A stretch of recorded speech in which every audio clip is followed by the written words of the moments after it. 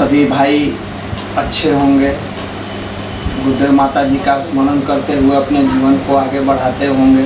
जो नहीं कर रहे हैं उनसे भाव भरा निवेदन है कि सब छूट जाए, एक समय भोजन ना करिए, लेकिन आपका साधना नहीं छूटना चाहिए। गुरुदेव के अच्छी पुस्तकों का स्वाध्याय नहीं छूटना चाहिए।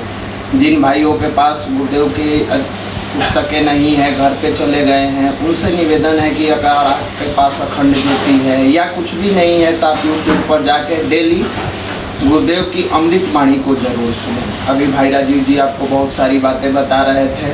धीरे धीरे बहुत सारे हमारे भाइयों का धैर्य छूटता जा रहा है। अब क्या करें, 15 अगस्त को कहा गया था स्कूल कोचिंग खुलेगा, 15 अगस्त भी चला गया। अब क्या करें, अब कैसे करें? चिंता नहीं करना है। वह प्रकाश जो दिख रहा है झिलमिल दूर नहीं है, थक कर बैठ गए क्यों भाई, मंजिल दूर नहीं है। बस कुछ क्षण और, समय के साथ सब कुछ अच्छा होगा। रात में व्यक्ति सोता है तो सोचता है कि रात में अंधेरा है तो हमेशा अंधेरा रहेगा, लेकिन आप देखते होइएगा धीरे धीरे अंधकार छटता है और सुबह के उजाले के साथ एक ताजगी मिलती है। फिर ताजगी आएगी, फिर से हम लोग उसी रूटीन में लौटेंगे। वर्तमान में क्या करें और कैसे करें? वर्तमान में जो भी हमारे विद्यार्थी भाई हैं उनसे विशेष निवेदन है कि आप जहाँ हैं सेल्फ स्टडी से दूर मत होइए। कल के डेट में मान लीजिए आपका कोचिंग भी खुले, क्लास भी खुले, आप पढ़ाई से थोड़ी सी जब दूरी बना लेंगे तो फिर आपको पढ़ने में मन नहीं लगेगा। दूसरा, आप थोड़ा देर के लिए बैठिएगा, एक अलग तरह के माहौल में अभी आप ढल चुके हैं। हम आपसे बार बार निवेदन हम सब भाई लोग करेंगे कि आप उस माहौल से निकलिए। ठीक है, गांव पर गए हैं, बहुत सारी निगेटिव बातें होती है, आप सुनते हैं तब लोग सुनाते हैं, आप बैठते हैं तब लोग आपके पास आके कहते हैं। कई जगह ऐसा होता है भैया हम बैठते भी नहीं है, फिर भी चाचा आके कभी कहते हैं, पिताजी कहते हैं सुनिए कोई बात नहीं है।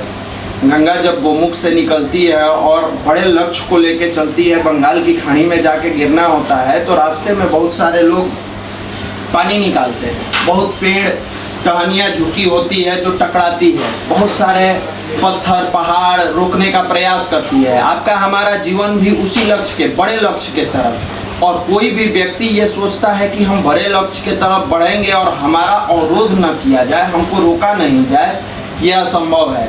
हर व्यक्ति जो भी बड़े स्टेप को लेके चलेगा, आगे की तरफ बढ़ेगा।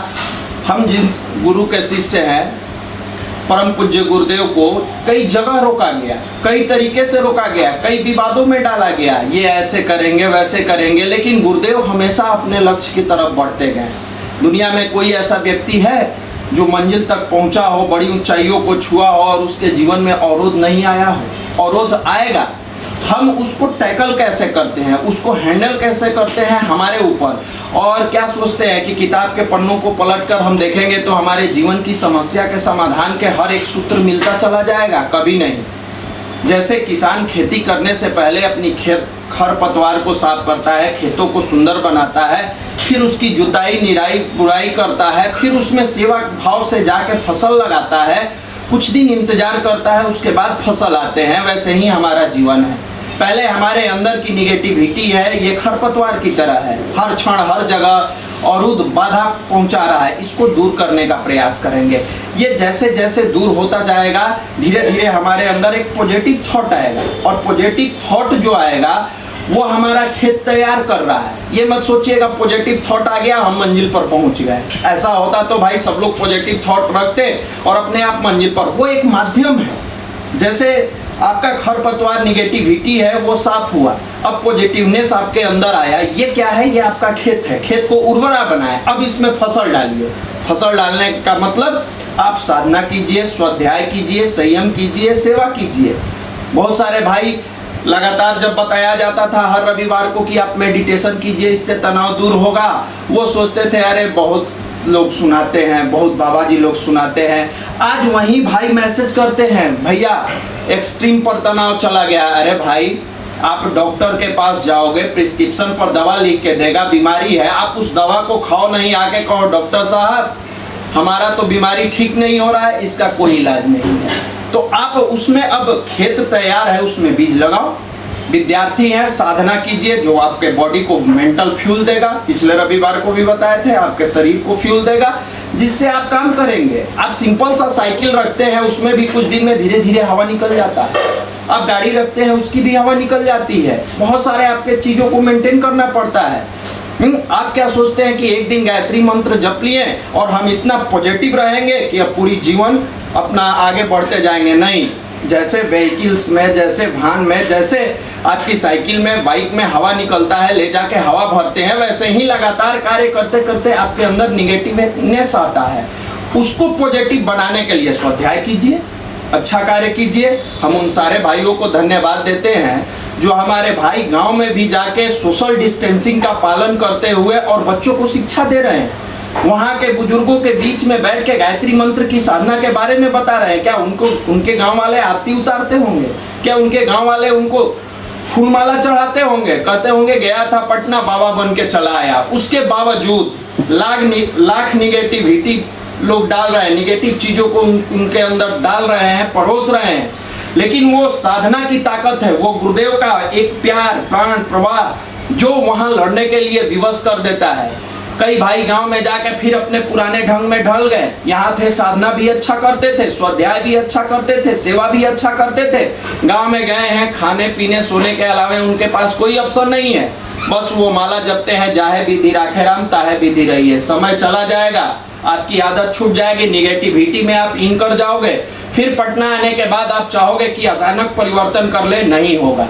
बड़े लक्ष्य के तरफ बढ़ने वाले हर व्यक्ति के जीवन में बाधाएं आती है, अवरुद्ध होता है, सब कुछ होता है, लेकिन वो अगर साधना की धुरी पर चलते हुए आगे बढ़ता है, कष्ट आएगा, कठिनाइयां आएगा, लेकिन उस कठिनाइयों के लड़ने का हथियार जो तैयार करता है उसी का नाम गायत्री महामंत्र है, उसी का नाम भारत का अध्यात्म है। और मनुष्य जीवन मिला है, संघर्ष तो मिलेगा। आप इतिहास उठाकर देख लीजिए, देश की आजादी की लड़ाई के पहले कोई नहीं जानता था कि देश आजाद होगा। सब लोग हाथ पर हाथ रख के बैठे हुए थे। कुछ लोग उभर कर आए, गांधी जी का साथ दिया, कोई सुभाष चंद्र बोस बने, कोई राजेंद्र बाबू बने, कोई भगत सिंह बने, कोई कुछ, उनको कुछ नहीं पता था। लेकिन संघर्ष करने वाला व्यक्ति एक मुकाम तक पहुंचता है। हमने गंगा का उदाहरण दिया। हर जगह लोग पानी निकालने से लेकर टहनियों को रोकने का प्रयास करते हैं, टहनियाँ रोकती है, पत्थर रोकता है, पहाड़ रोकता है, लेकिन अपने लक्ष्य के तरफ गंगा बढ़ने वाली कभी पीछे मुड़कर नहीं देखती, हमेशा अपने लक्ष्य को देखती है और आगे बढ़ते बढ़ते बढ़ते एक छोटे से गोमुख से निकलने वाला पतला सा धार बंगाल की खाड़ी में गिर के बड़ा सा बन जाता है, अपने आप को विशालकाय बना लेता है। वैसे ही गायत्री की साधना करने वाला एक साधारण व्यक्ति अपने परिवार से निकलता है और अपने आप को असाधारण मानव से महामानव की श्रेणी में आ जाता है। ये समय आया है, रहेगा नहीं। कोई जब अच्छा समय नहीं रहता है तो बुरा भी नहीं रहेगा।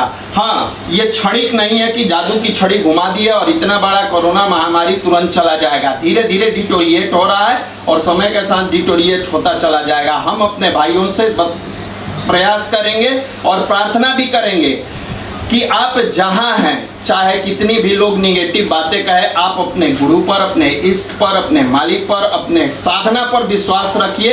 ये साधना आपके जीवन को जरूर आगे बढ़ाएगा।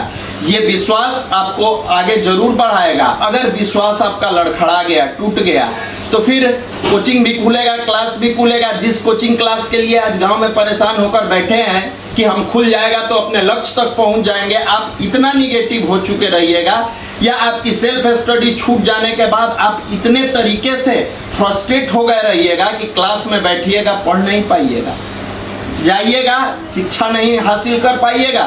फिर एक रूटीन बन जाएगा कि कोचिंग के क्लास में कॉपी लेकर जाना है, हम सर जी जो पढ़ाएंगे पढ़ के आके रख के और सोना है। घर पर बेचारा माँ बाप इस तनाव में भी पैसा भेजेगा, अभी भी खिला पिला रहा है, फिर कहेगा बाबू पढ़ रहे हो, फोन उठाकर झूठ बोलिएगा, हाँ पढ़ रहे हैं। बस इसका ख्याल रखिए कि आपके अंदर जो इतने दिनों का पॉजिटिव थॉट था, 6 से 8 महीना के अंदर निगेटिव ना बन जाए, जो पूरी जीवन के लिए घातक बनता चला जाएगा। मन नहीं लगे, बहुत सारा आपने यूट्यूब, बहुत सारे हमारे भाई सब्सक्राइब भी किए होंगे, जो नहीं किए हैं वो कर लें, या जिन भाइयों को नहीं पता है, बहुत निगेटिव में है, उनको अपने चैनल को www.pyp बिहार प्रांतीय युवा प्रकोष्ठ का शॉर्ट फॉर्म है pypbihar.org पर बहुत सारा मनीष भैया का लेक्चर है। आप अपने मनोअनुकूल लेक्चर को खोज लीजिए, उसके अनुसार अपना ईयरफोन इत्मीनान से लगाइए, अकेला में बैठ के सुनिए। ये सारी चीज़ें आपको बेहतर बनाने का काम करेगा, ये सारी चीज़ें आपको सही राह दिखाने का काम करेगा। और फिर आप पटना जब धीरे धीरे सारी चीज़ पॉजिटिव होगी, आइएगा युवा प्रकोष्ठ में, फिर उसी तरीके से जैसे कई बार बरसात में देखिएगा पेड़ों पर पक्षियाँ छिप जाती है और जैसे ही बरसात समाप्त होता है फिर उस चहकने लगती है, वैसे ही हर संडे को अपना कार्यक्रम होगा, दोनों समय कार्यक्रम होगा। फिर जिस तरह खिलखिलाते थे, मुस्कुराते थे, हंसते थे, आके अपना बैटरी चार्ज कराते थे और एक सप्ताह फुल मन से पढ़ते थे, सारी चीज होगी। पीडीसीबी होगा, अपना जितना अपना कार्यक्रम होता है यथावत होगा, लेकिन समय के साथ होगा। तो हम सारे भाइयों से निवेदन करेंगे कि आप निगेटिविटी का शिकार न हो, पॉजिटिव रहें।